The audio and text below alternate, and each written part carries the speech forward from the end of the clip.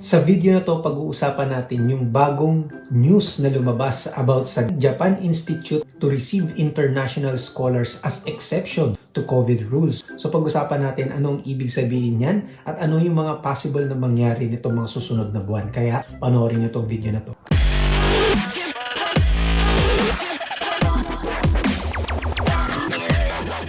Hi guys, this is Alan. Welcome back to this channel, Gaijin World. Okay guys, so pag-usapan natin tong article na to na lumabas sa link na ilalagay ko sa description kung hindi nyo pa nababasa. So, ayon dito sa article na to, Japan Institute to receive international scholars as exception to COVID rules. So yung tinutukoy nilang Japan Institute dyan ay yung Japan Foundation. Meron akong video niyan related sa Japan Foundation. Kung hindi nyo pa napapanood, check nyo yung aming YouTube homepage, pati na yung aming playlist para makita ninyo kung ano yung mga working in Japan videos na nagawa ko na at yung mga sa student visa. Okay, so according dito sa news na to, a Japanese government affiliated institution, so ang tinutukoy niya dyan ay yung Japan Foundation, will resume receiving dozens foreign researchers next Thursday. Ay magpapatuloy sila sa pagtanggap or pagpapadala ng mga students or scholars and researchers papunta dito sa Japan. Even as entry restrictions due to the coronavirus pandemic remain, an official said. Ayan, a total of 55 scholars in Japanese studies, including those from other Asian countries, Europe, and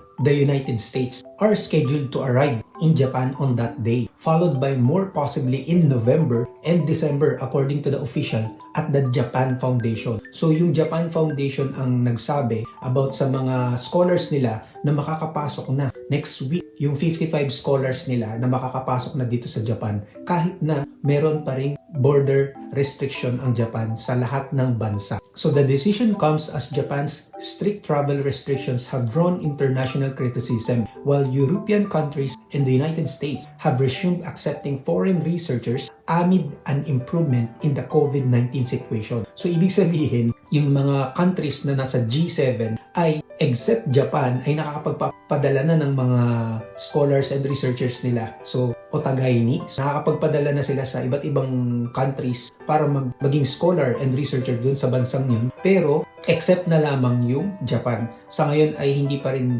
nagbubukas yung border ng Japan, pero nagbigay sila ng exemption para dito sa 55 scholars na mag-aaral dito sa Japan. So ituloy natin. The foundation affiliated with the Foreign Ministry hopes that the resumption will help reactivate academic exchanges between Japan and other countries. The countries has been closed for a long time, but we should not put out the light of Japanese studies abroad, said the official who spoke on the condition of the anonymity. Ayan. So hindi siya nagpakilala, pero yun nga, sinasabi niya na affected na yung credibility ng Japan sa iba't ibang bansa. Dahil totoo naman, kahit sa Philippines, ang daming na-hold, diba? Ang daming na-hold na visa, mga student visa na meron na silang certificate of eligibility. Hindi lang Philippines, sa iba't ibang bansa din ay na-hold sila at hindi sila makapasok dito. Dahil nga sa sobrang strict ng rules ng Japan na hindi magpapasok ng anong klaseng visa except kung Japanese national ka, permanent residence ka, or as spouse or child ka ng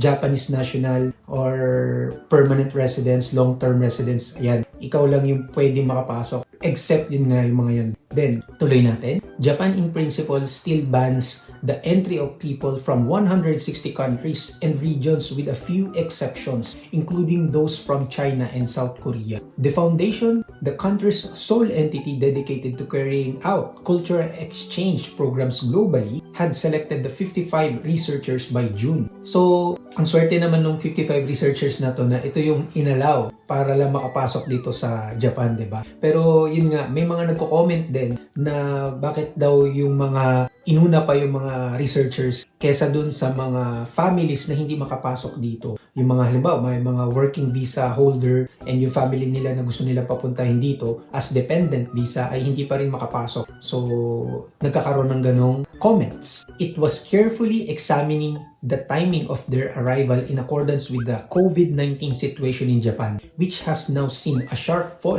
in the number of infections. Actually, bumababa na talaga yung cases ng mga COVID-infected persons or people dito sa Japan. Medyo bumababa na, siguro nasa 200 or less na lang ang affected sa mga matataong lugar, lalo na sa mga big cities ng Japan. It invites foreign scholars with financial support under the framework of Japanese Studies Fellowships. So ito yung Japan Foundation, nag-offer kasi sila ng mga scholarship programs, 'di ba? So kung hindi nyo pa napanood yung video ko about Japan Foundation, i-check nyo yung aming YouTube homepage, Gaijin World, and mag-subscribe na rin kayo para lagi kayong updated sa mga ganitong klaseng balita. Requested, about 120 people come to Japan as part of the program in usual years. So, ganun kadami pala in year over year, ganun kadami yung mga selected individuals na pinapayagan nilang maging scholar dito sa Japan. Requested by the foundation, Japanese government officials have allowed the entry of the scholars as an exception,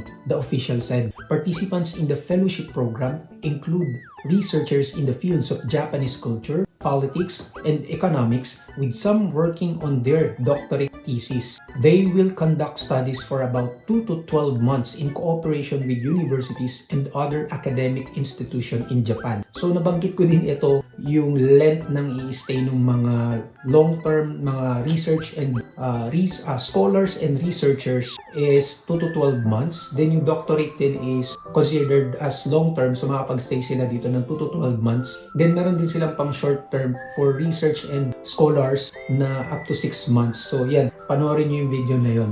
Mas inelaborate ko yung explanation dun. As for academic exchanges in Japan, issuance of new visas for international students has been suspended except for state-sponsored students. So yun nga guys, di ba? Hanggang ngayon ay temporarily suspended pa din yung pagpapasok ng mga student visa, working visa, trainee, SSW, basta any related engineer visa, humanities, international services. Hanggang ngayon hindi pa rin sila nagpapapasok dito sa Japan. Exemption, may exemption sila ngayon. Itong 55 scholars from different countries. The Japan Association of National Universities and the Japan Association of Private Universities and Colleges have urged the government to ease entry restrictions. Kasi nga, di ba, ang tagal-tagal na naghihintay ng mga gusto makapasok dito. Almost 2 years na, di ba? So, ayan, tingnan naman natin kung ano yung mga masasabi ng mga nakabasa nito. Ayan, ayon kay Sakurasuki, the country has been closed for a long time, but we should not put out the light of Japanese studies abroad. So, nag-comment siya doon,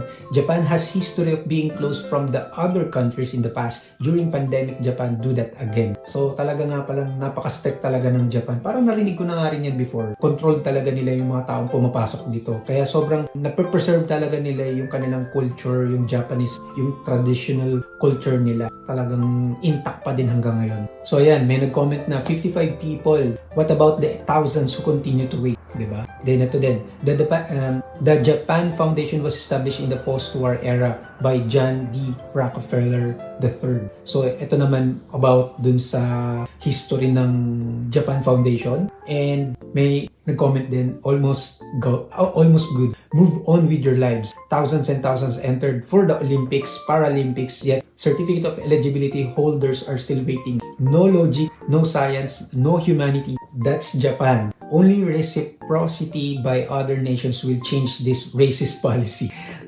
Sobrang harsh ng kanyang comment, no? Ito sabi ni Yoto Maya, this is just a meaningless face-saving gesture. What's worse, it implies that you need to be a member of selected elites to be graciously let in. Only good they won't be allowed to drink kombini chuhay in cardboard bed furnished hotels rooms like others earlier this year. Wow, masarap yun. Yung lagi ako nabili ng chuhay sa convenience store dito eh.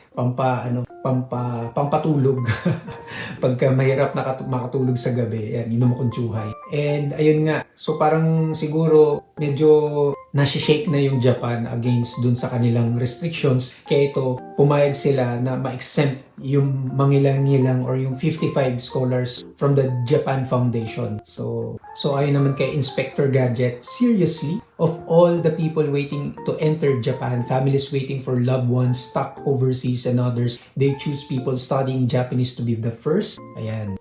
So ayun guys, I hope meron kayong napulot na aral dito sa video na to. Tingnan natin sa mga susunod pang mga months kasi sabi niya dito, by November or December this year, baka gradually. So gradually, unti-unti na silang magpapapasok ng mga iba't iba pang, malay natin, 'di ba, ng iba't iba pang klase ng visa. So sa ngayon ay nag-exempt sila, and malay natin sa November, December, kapag ka talagang bumaba na yung cases dito at na-control na yung COVID virus. And syempre, yung mga nasa Philippines din, ayon sa news, ay bumababa na rin yung cases ng mga nagkakaroon ng COVID. So ayan guys, kung nagustuhan nyo tong video na to, please like this video and mag-comment na rin kayo. I-share nyo na rin to sa mga hindi pa nakakaalam about sa news na to. And thank you sa pag-subscribe kung nakasubscribe ka na and patuloy na nanonood dito sa aming channel. At sa mga hindi pa nakapag-subscribe, mag-subscribe na kayo and i-hit nyo yung notification bell para lagi kayong updated sa mga latest news about dito sa Japan. So ayan guys, maraming salamat sa mga nanood. This is Alan. I will see you on our next video. Thank you so much. Have a nice day. Bye!